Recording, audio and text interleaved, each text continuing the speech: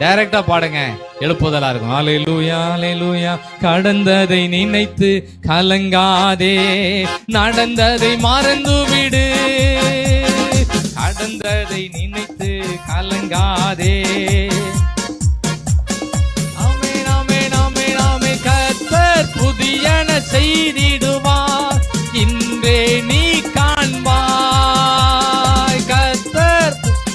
கையசைத்து பாடலாம், கை தட்டி பாடலாம். பாடாம மட்டும் யாரும் இருந்துறாங்க. ஆமென். எங்கள் துக்கம் சந்தோஷமாய் மாறும், எங்கள் கவலைகள் கண்ணீர் எல்லாம் மறைந்துவிடும். எங்கள் துக்கம் சந்தோஷமா. கை தட்டி பாடுங்க, அல்ல கை அசைச்சு பாடுங்க. பழைய துக்கம் வராது, செக் பண்ணி பாருங்க. ஆமென் ஆமென் ஆமென். கலங்கிடவே மாட்டோ, நாங்கள் கலங்கிடவே மாட்டோ, கலங்கிடவே மாட்டோம், நாங்கள் கலங்கிடவே மாட்டோம். நம் இயேசு கைவிட மாட்டார், நம் இயேசு கைவிட மாட்டார். யோபு தனக்குரிய எல்லா வருத்தமான செய்திகளை ஜெபமா கன்வெர்ட் பண்றாரு. யாரும் தூங்கும் போது புலம்பிட்டே தூங்க கூடாது. காலையில எழுமுனீங்கன்னா அதை கண்டினியூ பண்ணிட்டே இருக்கும். காலையில பயங்கர புலப்பம் வந்துடும்.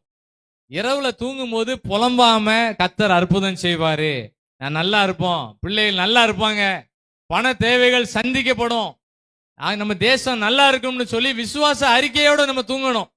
அப்பதான் தூக்கத்துல எந்த டிஸ்டர்பன்ஸும் வராது. இந்த யோபு சொல்றாரு, எனக்கு நிறைய வருத்தம் இருக்கு, அந்த வருத்தத்தை நான் தேவனை நாடி என் நியாயத்தை அவரிடத்தில் ஒப்புவிப்பேன். அப்பதான் ஆண்டவர் பதில் கொடுக்கிறார். அடுத்த வசனம் வாசிப்போம், 9வது வசனம். ஆராய்ந்து முடியாத பெரிய காரியங்களையும் எண்ணி முடியாத அதிசயங்களையும் எப்போ செய்வார் தெரியுமா?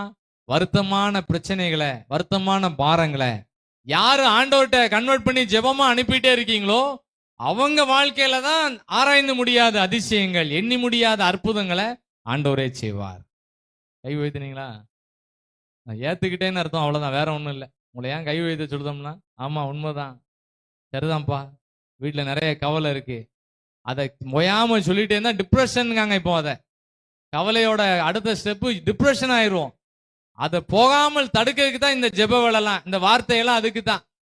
அந்த டிப்ரெஷன்ல போய் யாரும் விழுந்துடாம நல்லா இருக்கிறதுக்கு தான் விசுவாச அறிக்கை பண்ணி நம்ம பிரச்சனைகளை ஆண்டவர்கிட்ட ஒப்புவிக்கணுமா. அப்படி ஒப்புவிச்சா ஆண்டவர் ஆராய்ந்து முடியாது